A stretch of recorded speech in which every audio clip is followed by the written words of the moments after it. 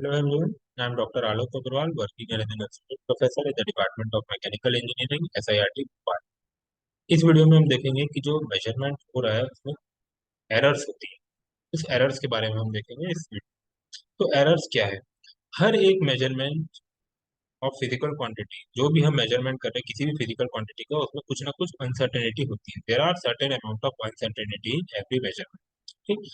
If a quantity is measured by different instrument, अगर हम उस क्वांटिटी को अलग अलग इंस्ट्रूमेंट से मेजर करेंगे तो हर एक इंस्ट्रूमेंट अलग अलग रीडिंग देगा। ठीक। एंड ये भी हो सकता है कि अगर हम एक ही इंस्ट्रूमेंट से मेजर कर रहे हैं और उसको मल्टीपल टाइम मेजर कर रहे हैं तो भी वो जो है वो इंस्ट्रूमेंट अलग अलग रीडिंग दे सकता है। ठीक। सेम इंस्ट्रूमेंट है लेकिन वो अलग अलग रीडिंग दे रहा है, अलग अलग टाइम में भी वो अलग अलग रीडिंग दे सकता है। जैसे इंस्ट्रूमेंट से हमने आज मेजर किया, उसके बाद 2 दिन बाद मेजर किया तो वो गलत अलग अलग रीडिंग दे सकता है। मतलब हर एक जगह में इंस्ट्रूमेंट है तो इनएक्यूरेसी रहेगी, कुछ ना कुछ डिग्री ऑफ अनसर्टेनिटी रहेगी। इसी अनसर्टेनिटी को हम बोलते हैं error। ठीक। और ये एरर कई टाइप के होते हैं, बहुत सारे टाइप के होते हैं, तो हम अब देखेंगे कि टाइप्स ऑफ एरर। तो टाइप्स ऑफ एरर में सबसे पहले होता है एक्सीडेंटल एरर। एक्सीडेंटल एरर क्या होता है कि this are random in nature. ठीक है।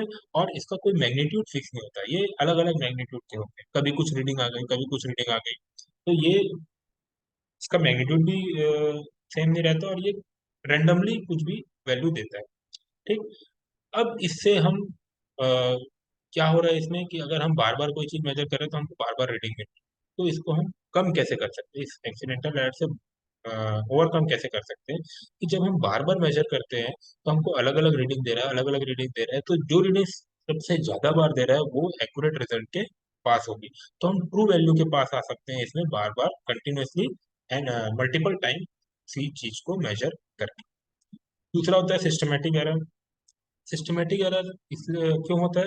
It is due to the error in the system of measurement, कि मेजरमेंट के सिस्टम में ही प्रॉब्लम है, या फिर इंस्ट्रूमेंट में कुछ प्रॉब्लम है, या फिर इन्वायरमेंटल इफेक्ट के कारण। ये ज्यादा डेंजरस होता है क्योंकि बार बार भी हम इसको अगर मेजर करेंगे कोई क्वांटिटी को तो वो ट्रू वैल्यू के पास कन्वर्ज नहीं होता क्योंकि इंस्ट्रूमेंट में ही एरर है, या फिर जो सिस्टम जिस मेथड से हम स्टैंडर्ड से हम मेजर कर रहे हैं उसमें एरर है। तो ये बार बार मेजर करके भी हम इसको करेक्ट नहीं कर सकते, इसलिए सिस्टमेटिक एरर थोड़ा ज्यादा डिफिकल्ट होता है एक्सीडेंटल एरर से। Next is gross error. Gross error क्यों होता है? Because of the fault of the person using the instrument. अगर कोई पर्सन है जिसको इंस्ट्रूमेंट यूज ही करना नहीं आ रहा है तो उसके कारण जो एरर होता है that is called gross error, जो कि ह्यूमन मिस्टेक के कारण होता है। ये क्यों होता है? They are produce due to incorrect adjustment, reading में लेना, miss reading of instrument scale, incorrect reading of experimental data.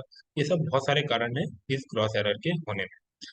इसको हम किस तरह से कम कर सकते हैं कि जैसे कि हमने देखा कि इसमें ह्यूमन एरर है, तो अगर अलग अलग पर्सन इसकी एक ही चीज की रीडिंग लेगा तो हम इसको मिनिमाइज कर सकते हैं, क्रॉस एरर को एलिमिनेट कर सकते हैं। ठीक। एक से ज्यादा बार रीडिंग लेके, और ज्यादा अच्छा है कि अलग अलग आदमी उसकी रीडिंग ले, अलग अलग पर्सन उसकी रीडिंग ले, this error can be minimise.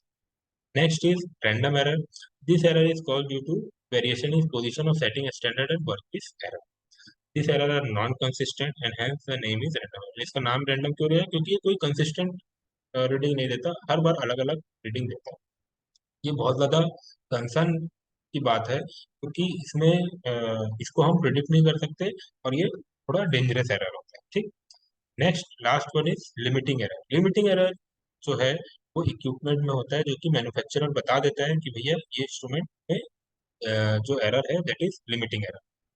मतलब अगर कोई इंस्ट्रूमेंट आपको मिला और वो बोल रहा है कि फॉर एग्जांपल वो टेम्परेचर मेजर कर रहा है, तो अगर वो टेम्परेचर मेजर करेगा तो 1% का उसमें एरर आ सकता है, ये मैन्युफैक्चरर खुद ही बता रहा है।